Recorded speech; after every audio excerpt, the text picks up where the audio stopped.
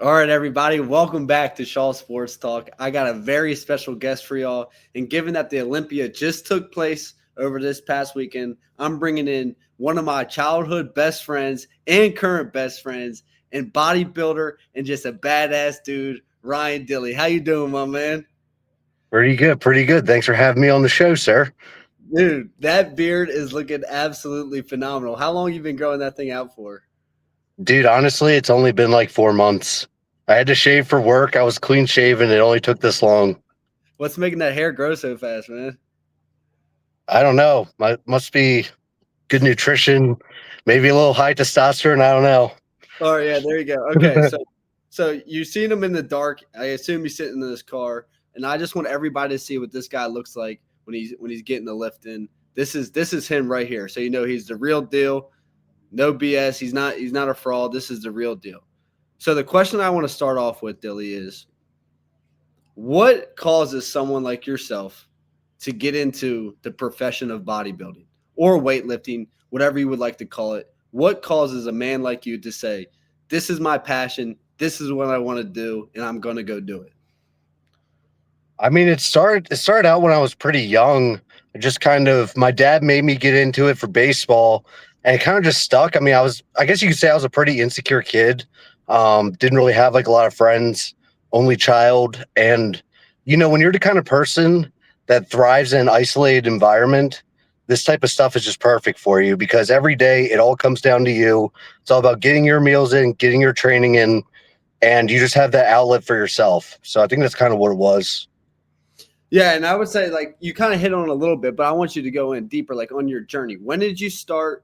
And was there something like a moment in your life that said that made you want to start this, go down this road, or when did you start, and kind of what's evolved mentally for you as you've gone on, just kind of as a man and as a weightlifter, bodybuilder. So tell us a little bit more about your journey with this whole thing. Well, I do remember the exact moment that that fire kind of got ignited. Basically, I was in the gym when I was like 14 years old. I was squatting. I had like 95 pounds on the bar.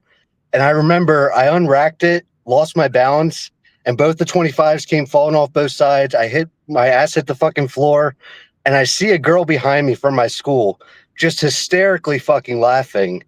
And it's like in that kind of like moment, you have like a choice. You're either just going to be like the victim the rest of your life, or you're going to have to like step it up, man up, and use that shit as motivation. That's kind of where the fire came.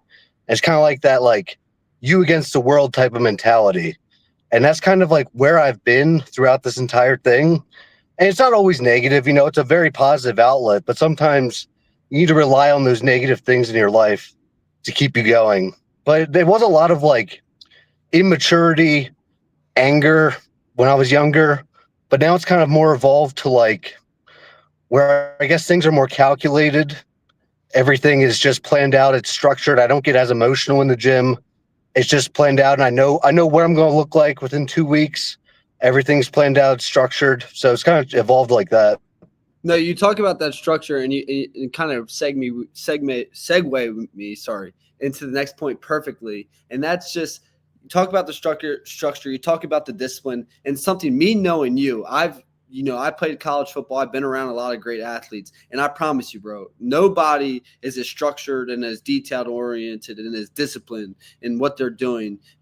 You are at the top, I promise, and I mean that wholeheartedly. I've been around a bunch of athletes, and you have inspired me. You make me feel like I was never doing shit how I should be doing it. So at first, you've always inspired me in that way, and I just want to give you credit there. But I the appreciate next that, thing, man. and we've talked about this a lot, is playing football. Not everybody know. Everybody doesn't think they can go out and step on the field on Division One or in the NFL and make plays. Not everybody is crazy enough to think that. But the profession you're in, everybody does think they can do it to a certain extent in terms of just weightlifting and stuff like that. And me knowing you and understanding how it works, that always angers me because I know the type of discipline and stuff that has to go into it in terms of being that. So I just want you to kind of tell everybody what it truly takes to evolve as a weightlifter, a bodybuilder, and just that level of discipline. Talk about some of the because There's been times where we want to do stuff as a friend group and you're not going because you have to eat a meal. There's been times you want to go to dinner, you're not going because you have to eat a meal. There's been times where we want to go to an NFL game, football game, and you can't go because you have made the decision in your mind that this is big enough to sacrifice stuff. And that's what the price of being great is in anything. And that's my point. And I want you to really hit on that because I know you have some really good wisdom for people watching this on what it takes to be great at what you're doing. So first of all, I think you need to stop viewing it as a sacrifice. This needs to be what you want to do. If you don't truly have a passion for this, if this is not your love, your passion, your therapy, you'll never last in this game. And the real thing is you need to keep stacking together perfect days, perfect weeks, perfect months. What I mean by that is you need to have multiple days, weeks, months, years without missing a meal. I mean, you look at these guys at the top level. I don't know if any of you guys have heard of Nick Walker. That guy is so dialed in to a T. I would bet money that he has not missed a single meal in 5 years. Okay, that's the level of discipline it takes to get to that high level. But when we're talking about these high level guys, man, everyone thinks they're going to be the next big thing. And it's just, you got to be a little bit more realistic. You need to view yourself objectively. Stop going for the glory. Stop going, for the sponsorships, and just focus on getting 1% better every day, every week, every month. And when you keep stacking together those perfect days, perfect weeks, that's where you get where you want to be. Really, in this game, if you withstand the test of time, you're going to annihilate everybody. But it does take time, and that's the big thing. Yeah, and I think you're exactly right, and that applies for whatever people watching this want to be. You want to go be the best teacher in the world. It's time every single day, getting better and better and better. Now, what year is this for you of going down this path? So I started when I was 14, and I just turned 27. So about 12, 13 years, depending on the month I start. I don't exactly remember. So definitely a pretty long time. And you would say for 13 years that you've been really truly like locked in with your discipline side of things, not missing meals. Like this has been your passion for 13 years. I would say like from the get-go, I was definitely pretty dedicated, but it got more intense as it went on. I mean, when I was 18 to 20 years old, I would still drink alcohol when I was bulking. I would still, smoke weed and stuff all the stupid things kids do.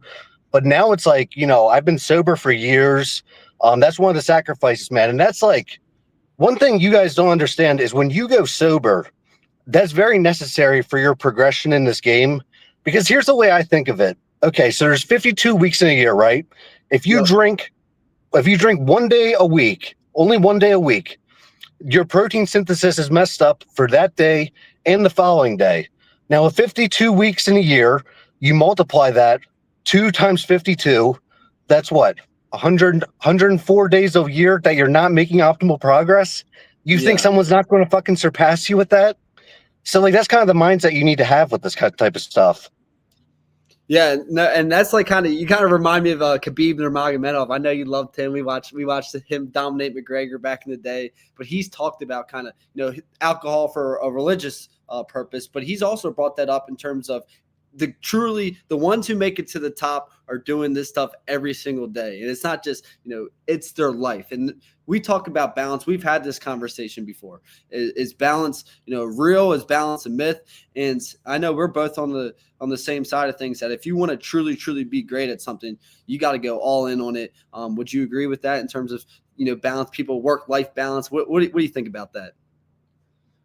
I mean, you need to have some level of balance to where you're there for your family and your friends when things get real. But beyond that, man, you got to be dialed in all the time. You can't just, there is no real balance. No matter what's going on, you still got to get your meals in, still can't miss a training session. But at the same time, I do think getting a little older and a little wiser, I will say there were regrets that I have with where I put myself above friends and family. But besides that, I mean, yes, I don't think you can have a ton of balance and be very good at this. No, and I agree. And you talk about kind of the diet. I've heard you mention diet a lot. So what would you say the most important thing is when it comes to being a bodybuilder? Is it the actual workouts itself? Is it, the recovery you're doing after, or is it just eating? If you had to pick the important thing. The most important is obviously going to be the nutrition, just because that's what's going to impact your body composition the most. I mean, like, I can train exactly the same every single day for the rest of my life, but if I'm not eating at a surplus or deficit, I'm not going to lose any weight. I'm not going to gain any weight. I'm not going to gain any muscle. I'm not going to lose uh, any body fat. So that's really what's going to have the biggest impact. Perfect. Okay, so with the diet in mind, with the nutrition in mind, I want to get more specific. Are you bulking or leaning right now? What is kind of where are you at right now with your goals and stuff? So right now I ended a cut like about a month ago or so. So I'm kind of rebounding out of it. Still like relatively lean. But the way I kind of approach it is on a bulking diet, I have four clean meals a day. Yeah, Or sorry, walk us through the meals of bulking and then on your cuts. This is my next question. So walk us through your exact meals, like when you're eating, what time of day, and what exactly you're eating. so it'd probably be easier if I start with the cutting diet first to explain it. So basically, I do half a pound of chicken with I do ground chicken, 99% lean, with 2 cups of rice as meal one. Repeat the same meal for meal two. Then I do ground turkey, half a pound of that, with 2 cups of rice for meal three. Then I have a shake. Um, Meal four is another half pound of turkey, 93% with 2 cups of rice. And then I have another shake and then one more chicken meal at the end of the day. That's typically with 2 cups of rice. The rice really depends on how lean I am, what I need to do with the carbohydrates. But Right. I've been typically doing more of a higher carb, lower fat approach lately. But the real difference is once I start bulking, is I keep those same clean meals in, but I just Yeah. add a little bit of a surplus on top. Usually Okay. I'll add like one cheat meal a day, which I'm not saying is the best thing you got to do, but with someone with my metabolism, it's just necessary. So that's kind of, I like to keep everything consistent all the time. But when I'm bulking, I kind of add in those crappier calories to kind of push me up. And that's just what you got to do, man, when you have a fast metabolism, especially young guys out there. That's kind of how you got to get your base. No, I agree. So now I kind of want to transition to a little bit of your inspirations in this world. So, Tom Platt's challenge is something you and I did, or especially you. And I just want you to talk about more guys like that who you really looked up to when you started getting after this thing at 14 years old. So, I mean, Tom Platz for sure. There's a guy named Dallas McCarver. He sadly passed away. I think it was 2018. And it's just like these guys where, you see them. And like I said, Nick Walker before, you see them and you just know, like, they're just so dialed in and so disciplined. They're not missing, they're crossing all their T's, dotting all their I's, and they're just making the necessary sacrifice to be their best. And I think we need to have more of that as the role models in this world, Yeah. not necessarily the guys that are just getting all the follows, all the likes, wearing the expensive gym attire, driving the nice cars. That materialistic stuff just doesn't do it for me, man. No, I agree. I think that's a problem with all of sports. Football. When you look at today's, we talk about this a lot, man. Look at the standard typical athlete today. It's kind of tough to respect. There's only the amount of athletes that we respect. I feel like you're getting less and less and less because there's so many that just don't love the game as much as they should just love the game. If you get my point there. So the next thing I I want to mean, ask. Go ahead. oh no, I was just saying with like the whole NIL thing, Yeah. you gave these players so much power that like they can just basically tell the coach to F off. And if they have this huge NIL deal, what the hell is the coach going to do, man? Is he just going to let the kid walk? I mean, Yeah. like you just gave these kids way too much power when they need to be learning, putting their head down, listening to everyone around them and getting better. But now they think they're already the man when they still have a lot to prove. Yeah, no, that's entitlement is a huge problem today in our society. People, young kids, older people, that everybody thinks they're entitled, and the truth is, you got to work for everything, and you're not entitled to nothing. So you bring up a really good point there. Now, I want to ask you your all-time either favorite or hardest lift, whole lift that you've ever done. Is there a lift that really, when you look back on this journey so far, that sticks in your head like, man, that was pretty crazy for doing that lift? I'd probably say, even though I've done more, Pulling 700 conventional deadlift the first time, just because I failed it so many times, had to keep going back to the drawing board.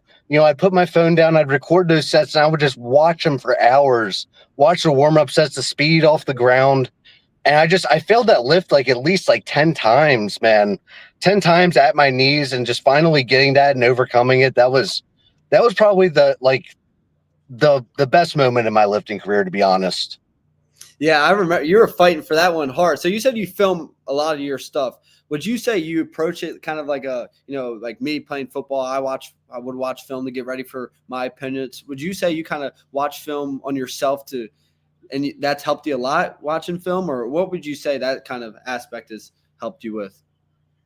Well, as far as training footage, I mean, you can easily lie to yourself and be like, yeah, man, I controlled that weight, I moved to no problem. But if you put that phone down, you press record and you watch it, you're going to be exposed if your form's off, and you got to be objective and call yourself out on these things. And it's the same thing when you look at your body too. You can't view your body with any emotion. It's more like you're looking at it like as if it's like a nice car or something like that you're trying to detail, or whatever the terminology is for cars, but you know what I'm saying. It needs to be completely objective. No, I agree. Okay. So my next question I got for you is, given that I'm a football player, you talked about the conventional deadlift, and you can mention this or not. I know you're not a big fan of it for football players, but if a parent came to you with a son who's getting into the sport of football and said, give me what kind of exercises should my son be doing, what would you say to them with football? I know you're not necessarily an expert in the football lifting, but I know your shit, obviously. So what do you think when it comes to how a parent should train their kid when it comes to the sport of football? Well, I mean, we all know the basic lifts. I think the problem is, though, these kids need more supervision, because the problem is a lot of these kids, man, you've been in those high school weight rooms. You know what goes on there. They're maxing out every time, and they're risking injury. It makes no sense. I mean, these kids are always doing these singles all the time. And when you're doing a single, what do you get out of that? You're risking injury. You're not getting any stronger. You're not breaking down any muscle tissue. You're simply, the best thing that can happen is you get the lift and you tax yourself for the rest of the workout and accomplish nothing. I'm not against having a goal at the end to max out for, but I think the big thing I would say is, like, make sure the kids aren't doing anything reckless or stupid, and have them stick to the absolute basics. Your bench press, your overhead press, your squats. I think deadlifts are fine if they're done in a supervised way correctly, but just stick to the basics and make sure they don't do anything stupid. No, yeah, you hit the nail on the head there. Okay, I got 2 segments for you, 2 fun little segments. The first one is, I'm just going to list, main body part, and you're going to just say your favorite lift for each body part. So we'll do that one real quick. So the first one we're going to do, pectorals, the good old chest. What would you be if you had only one exercise you could do the rest of your life for your chest? What would it be? It's a tough one. Probably some sort of incline press, whether it will be Smith machine incline, dumbbell incline, or barbell incline. Just any kind of incline press will probably be it. So you like the incline over the flat? Yes. Okay. Next one, your shoulders, the whole shoulder. Probably side lateral raises. I think once you have those side delts developed, it just creates that nice round full look. Even if your front delts and rear delts are lagging, side delts are always going to stand out. All right, biceps. Probably just standing bicep curl. Just stick to the basic for that. Okay, triceps.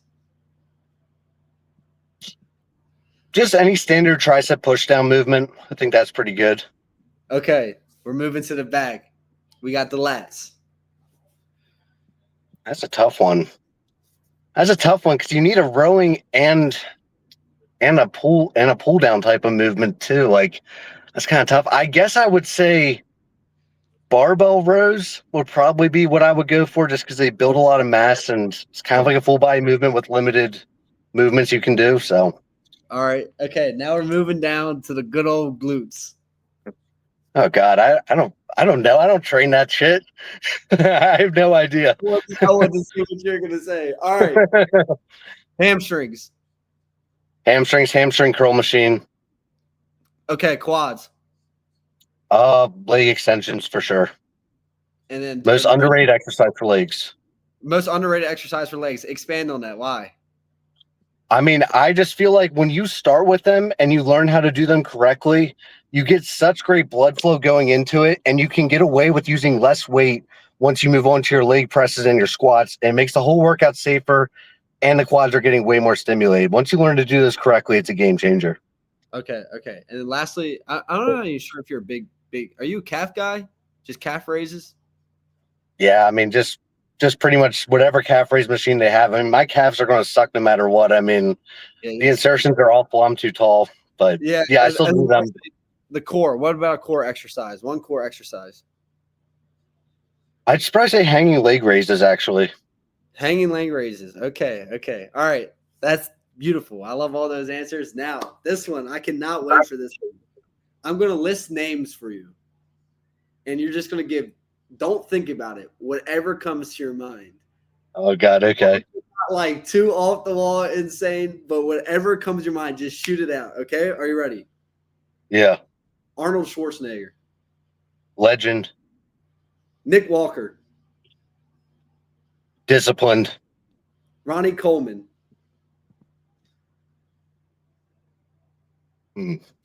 Heavyweight. I don't know.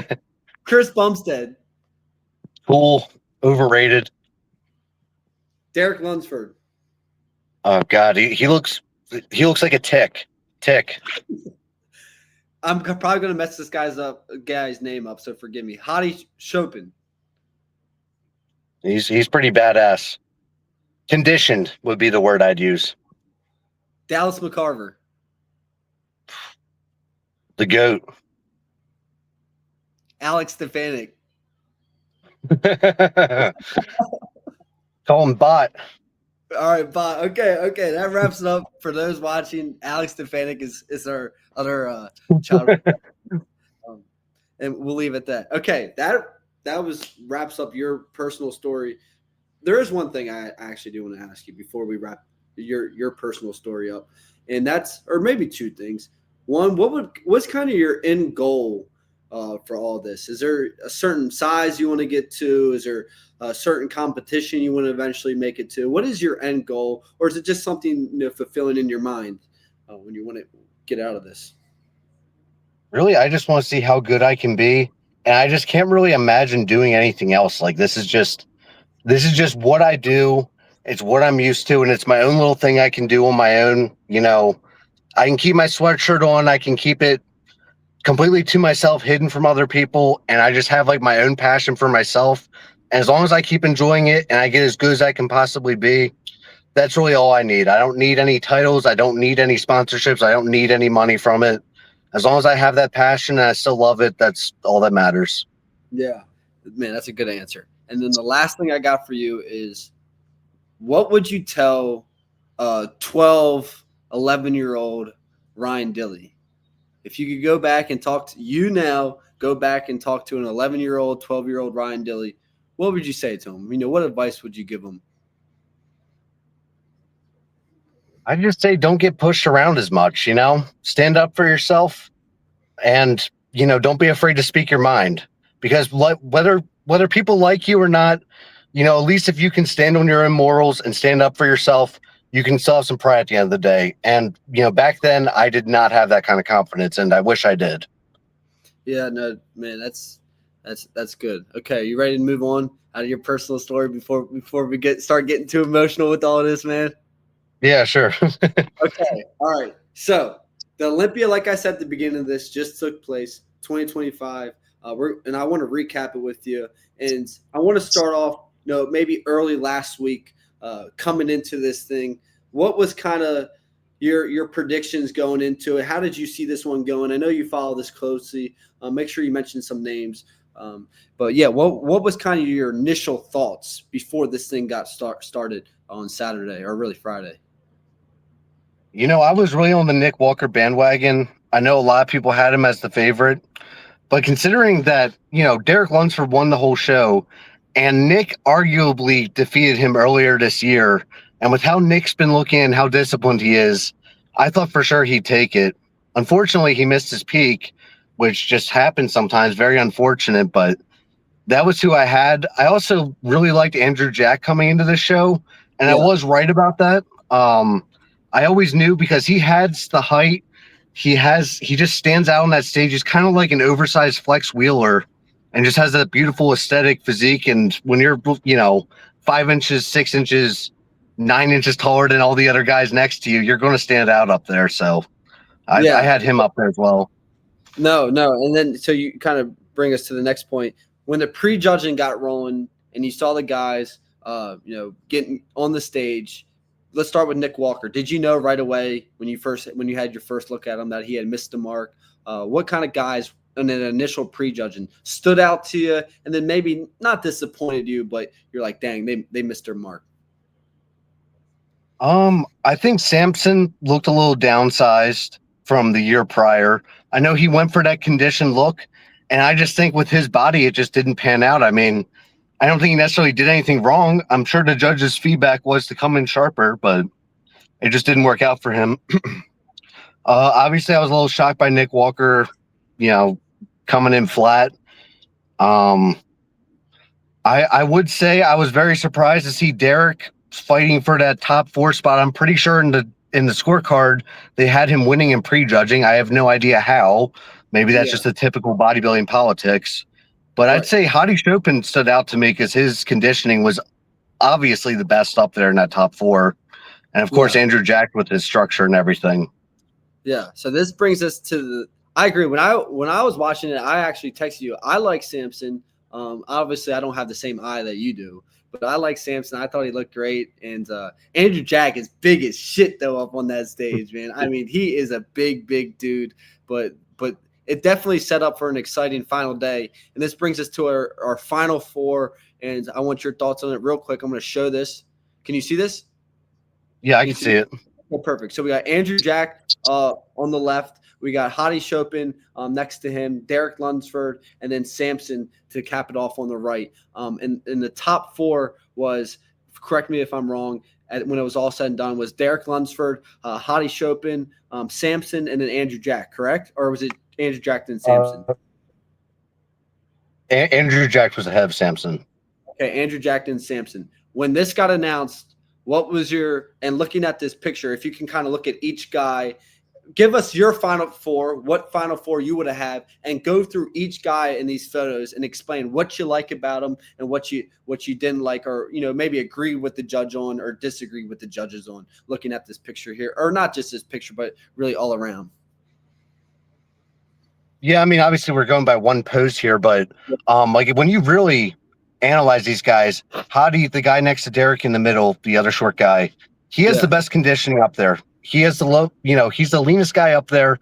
He's not holding hardly any water, especially from the front. If you're gonna give it to Derek, I feel like him and Hadi have the more similar structures up there on stage, so they're really competing neck and neck here. And I think Hadi just clearly edges him out. Every pose he looked leaner. Obviously, Derek might have a slightly better structure, but Hadi overall just had the better package. When you look up there, your eyes just go right to Andrew. I mean, he's so freaking big up there compared to these guys, and those delts are just like made of human souls. Like your eyes just go there. It is something else. And what does he have the perfect name or what? I mean, Andrew Jack. That's got to be a fake name. He had to have changed his name to that. No, apparently that really is his last name. That's crazy. And then what are you seeing with Samson here? I mean, he looks pretty good. He's kind of posing off to the side. I mean, I didn't think Samson looked bad at all. I still think Samson should have placed ahead of Derek.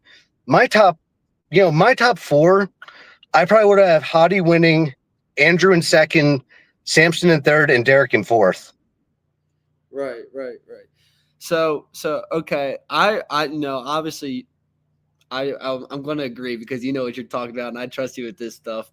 I was disappointed. I didn't even know much about it. I only know a lot about it from you. And looking at Derek, he doesn't look, especially in his pecs, the upper pectorals, he just doesn't look as lean, like you said to me, in conditioning as Hottie does there. And I like looking at the death face. You taught me about the death face, and Hottie's death face is pretty wild there, I'll say. Yeah, for sure. I mean, Derek was just, when I call him a tick, it's like he's so full and like ready to and round and like ready to explode. But it's just, I don't really like the structure too much. Like it's just like very like just thick, compact, small, and like not excessively lean. Yeah. I don't know. I mean, I know When a I'm lot of watching, people love his structure, but when I'm watching this thing, and I'm always texting you this, when you tell me to put it on and I watch it, I don't understand how a 6'3". Look at Andrew Jack. How does Andrew, and this picture doesn't even do it justice. Those two guys in the middle are like midgets in comparison to Samson and Andrew Jack. I think it's way more impressive if you're 6'2", 6'3", 6'4", whatever it is, to put on that type of size to get into that type of shape in comparison to that is way harder to do for a guy that tall than a 5'5", 5'4", 5'3" Oompa Loompa to do. So I don't understand, and maybe you can teach me here, why they always seem to get the edge from these judges. Like, what's that all about? Is it just the look they like better, or is it something I'm missing here? I think part of it is that they're pound for pound bigger for their frame. Um, pound for pound, they're holding more muscle mass, and their frame's just a little bit more filled out. Andrew still has room to grow, which is freaking crazy at his size, but his structure just like isn't totally filled out quite yet. Yeah. But personally, I mean, I do agree with you. I'm biased because I'm a taller guy myself. If you walked up to a random person on the street and you had Andrew stand next to Derek, they're going to say Andrew is way better than Derek. Like that, and that's just a fact. They're going to find him way more impressive. And at what point does bodybuilding become about what actually looks better versus what, follows the arbitrary standards that, they came up with over the years? I mean, come on. No, I agree. Okay, so moving forward, I know we're way out, but if you had to give like the 2026 Olympia watch list, who would you put on there? I have Andrew winning easily. So when I saw him make his post afterwards, he literally is like he literally immediately just said, back to the drawing board, time to get bigger and come in more condition next year. And with that kind of mindset and his kind of structure, he's getting up there in age. So I think that this is his year that he just goes all in, lays it all on the line. And I think he's going to take it next year. Okay, then last person I want to ask you about moving forward is Nick Walker. Where do you see him going from here? Do you see him still competing at a high level, or kind of drawing back and starting to slow down? What do you see with him? I think he'll give it one more run at least. I mean, there's no quitting that guy, which is a good thing, but it's also kind of scary because obviously being that muscular and that much of a freak, it's not the healthiest thing in the world. And I No. really do like him as a person. So I would just like to see him get his Olympia right off into the sunset and get into coaching people. But we'll see what happens. I know he's not going to quit. So I would count him in for at least one more run at it next year. All right, bet. Okay, perfect. Dilly, I appreciate you coming on the show. This wraps up for me. Tell everybody where they can find you on Instagram if you want to be found on Instagram. I don't know. What's your Instagram? You change it all the time. Yeah, I don't even know what it is right now, to be honest. Once I'll probably end up making like a more professional, like kind of coaching account soon. So probably end up linking that or something instead, because I'd like to start over and actually get into like helping people out. So that'll probably be what I'll get with. I guarantee anyone who watches this, Ryan, is definitely going to think highly and want your help. So do us a favor, man. Make the fucking Instagram page, and I'll make sure it gets put out everywhere that I can put it. But I appreciate you coming on. Let me cut this out before I say goodbye. I appreciate you coming on here, man, and you're my guy, dude. And I'll see you soon. All right. Gotcha. Appreciate it, dude. Have a good one. Yep. You too.